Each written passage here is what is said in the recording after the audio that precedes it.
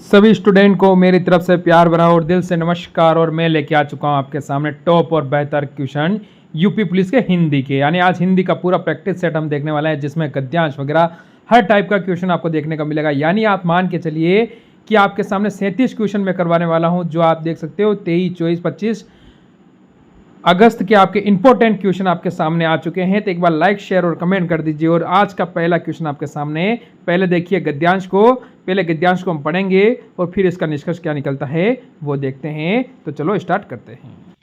मैंने एक विकलांग बालक को पैर से लिखते देखा। ठीक है, मैंने दंग रह गया। भगवान की लीला भी विचित्र है। साहसी, आत्मविश्वासी और विकट स्वभाव के विकलांग तो हमें हत प्रभाव बना देते हैं। ठीक है, ये आपको ध्यान रखना है। देखो आगे देखो, ये कह रहा है समाज में कुछ विकलांग तो क्या करते हैं, अपने हथियार डाल देते तथा दूसरों के प्रति आश्रित रहकर जीवन जीतते हैं। ठीक है, यहाँ किसी सार्वजनिक स्थान पर मांगने के लिए धरना दिए बैठे रहते हैं। हमें चाहिए कि हम उन्हें अपने पैरों पर खड़ा होने के लिए प्रेरित करें और उन्हें अच्छा जीवन जीने का मार्ग सुझाएं। ठीक है, अब हम इस पे क्वेश्चन क्या आते हैं वो करेंगे। पहला क्वेश्चन है, क्या कह रहा है, कौन से विकलांग हमें हतप्रभ बना देते हैं। तो इसमें से आपका उत्तर क्या होगा, यानी कौन से वाले विकलांग यहाँ पर हो जाएगा। ठीक है, तो आप कहोगे साहसी, जीवट, ठीक है, और आत्मविश्वासी, यानी ऑप्शन नंबर 4 बिल्कुल सही होगा। तीनों ही सही हो जाएगा। फिर हम अगले क्वेश्चन पे चलेंगे। देखो ये क्वेश्चन क्या कह रहा है, विकलांगों के लिए क्या कर सकते हैं। यह आपसे पूछा है कि विकलांगों के लिए क्या कर सकते हैं। ठीक है, तो हम क्या कर सकते हैं विकलांगों के लिए, हम ये कर सकते हैं उनको आत्मनिर्भर बनाने के लिए प्रेरित, आगे यहाँ लगा देना, कर सकते हैं। क्या कर सकते हैं, प्रेरित कर सकते हैं, कर भी साथ में ले लेना। ठीक है, यहाँ से ऑप्शन नंबर अपना क्या होगा, ए बिल्कुल सही हो जाएगा। फिर हम आगे चलेंगे क्वेश्चन नंबर 3 की ओर। क्या कह रहा है, मैंने एक विकलांग बालक को पैर से लिखते देखा तो दंग रह गया। उपयुक्त पंक्ति में कौन सा वाक्य है। ठीक है, कौन सा वाक्य है यह आपको बताना है। तो आप कहोगे जैसे कि मिश्र वाक्य है, संयुक्त वाक्य है, साधारण वाक्य है, इनमें से कोई नहीं। ठीक है, ऑप्शन 4 की तरफ भी आप जा सकते हो यहाँ से। ठीक है, तो फिर जाओगे ऑप्शन नंबर आप यहाँ से ए की ओर, मिश्र वाक्य। ठीक है, ऑप्शन नंबर ए बिल्कुल सही हो जाएगा। फिर बढ़ेंगे आगे। देखो क्या कह रहा है क्वेश्चन, कुछ विकलांग कहाँ कहाँ धरना दिए बैठे रहते हैं। ठीक है, विकलांग कहाँ कहाँ पर धरना देते हैं, आप ये बताओ मुझे। आप सभी को पता है विकलांग कहाँ जाते हैं, तो आप कहोगे कि वो क्या जाते हैं, मंदिर के सामने, ठीक है, स्टेशन के पास, ठीक है, सार्वजनिक स्थान पर। ठीक है, यानी उपयुक्त सभी सही हो जाता है, यानी ऑप्शन नंबर 4 एकदम सही होगा। यानी विकलांग आपको यहाँ पर बैठे हुए मिलते हैं, धरना यानी मांगते हुए कि कुछ दे दे बाबा। ठीक है, मेहनत कर लो, बाकी स्थिति आज की दुनिया में कुछ भी हो सकती है। चलो जुड़ोगे तो सिलेक्शन आपके कदम चूमेगा, क्योंकि टॉप क्वेश्चन में लेकर आया हूं। उपयुक्त गद्यांश का उचित शीर्षक दीजिए। तो इसका शीर्षक क्या है इस गद्यांश का, तो आप कहोगे आत्मविश्वास। क्या होगा, आत्मविश्वास। यानी अगर आपके पास आत्मविश्वास है तो आप कुछ भी कर सकते हो। ऑप्शन नंबर ए बिल्कुल आपका यहाँ पर सही हो जाएगा। ठीक है, अगर फिर क्वेश्चन नंबर हम 6 देखें, जो भी यहाँ पर साथ में दिख रहा है, हमें क्या कह रहा है, किस शब्द में आवा प्रत्यय नहीं है। देखो किस शब्द में आवा प्रत्यय नहीं है। ठीक है, वो शब्द आपको बताना है क्वेश्चन नंबर 6 के अंदर। देखो दिखावा, आवा प्रत्यय आ रहा है, दिखावा। ठीक है, दिखावा आवा आ रहा है। ठीक है, चढ़ावा आवा। ठीक है, चढ़ावा आवा। ठीक है, बुलावा आवा, बुलावा आवा, यानी इन तीनों में है। तो किस में नहीं है, लावा, लावा में नहीं है ऑप्शन नंबर हमारे यहाँ से 3 वाला बिल्कुल सही हो जाएगा। फिर बढ़ोगे अगले क्वेश्चन की ओर जो कि आपके सामने आया है। निम्नलिखित शब्दों में कौन सा तत्सम है? कौन सा तत्सम शब्द है ये आपसे पूछा है। तो 7 नंबर क्वेश्चन का उत्तर क्या होगा? देखो, क्षत्रिय। क्षत्रिय यानी ऑप्शन नंबर 4 जो कि तत्सम शब्द आपका यहां से हो जाता है। फिर अगर आप जाओगे तो कहोगे उपमान, ठीक है, और उपमेय का अभेद कहलाता है। कौन सा अलंकार कहलाता है ये आपसे पूछा है। अलंकार दिए हुए हैं आपके पास सामने 4, तो यहां से आप किसकी ओर जाओगे? क्वेश्चन नंबर 8 का उत्तर। तो यहां से हम जाएंगे रूपक। रूपक यानी ऑप्शन नंबर 2 की ओर जाएंगे जो बिल्कुल यहां पर हमारा सही हो जाएगा। सही और सटीक उत्तर कौन सा होगा? आप कहोगे ऑप्शन नंबर 2 होगा। चलो क्वेश्चन नंबर 9 देखो। ठीक है, बढ़िया क्वेश्चन है और टॉप क्वेश्चन भी ये हुए। तो क्या कह रहा है क्वेश्चन देखो एक बार। तो देखो, शेष महेश गणेश दिनेश सुरेशु जाहि निरंतर गावे, इस पंक्ति में अलंकार। अलंकार कौन सा है आपके सामने? तो 9 नंबर का उत्तर क्या होने वाला है? ठीक है, तो इसमें अलंकार आपको मेरे को कमेंट करके बताना है कि इसमें कौन सा अलंकार हो जाएगा। इनमें से तरंग शब्द का पर्याय है। तरंग, इसका पर्यायवाची क्या है? 10 नंबर का उत्तर क्या होगा? ठीक, तो यह तरंग का पर्यायवाची आपको बताना है।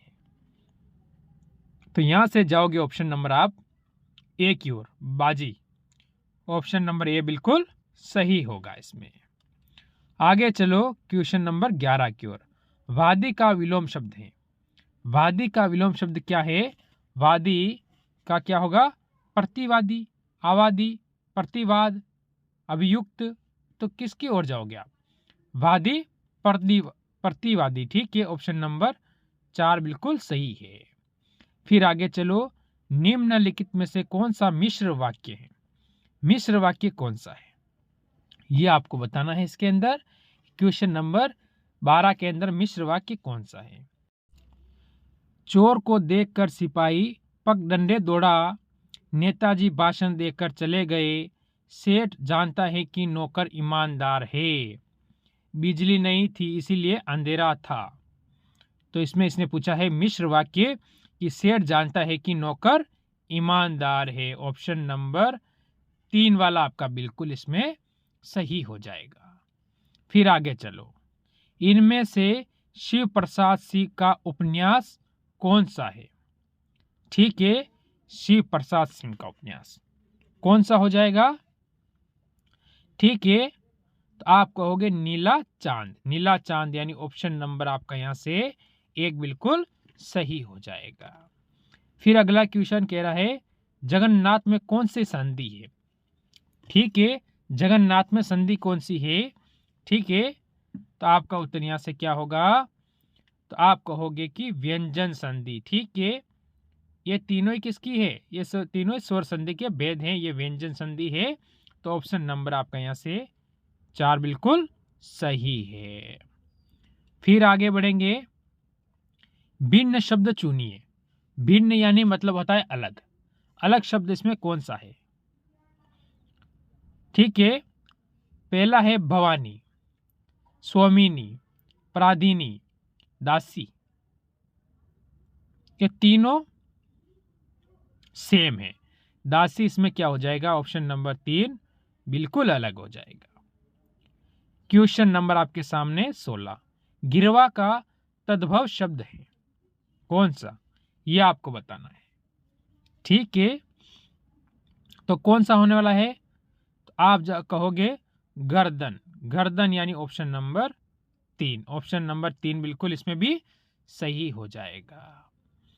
फिर अगर मैं आगे की ओर ले जाऊं जो कि आपके सामने आ चुके हैं, क्वेश्चन नंबर 17 क्या कह रहा है? अच्छा लगे तो एक बार लाइक जरूर कर देना। तो देखो इस क्वेश्चन को, आयतु धान का पर्यायवाची शब्द है। अब ऐसे शब्द भी आपसे पूछे जाते हैं ना जो कभी आपने सुने नहीं है। ठीक, तो आप कहोगे निश्चयचर।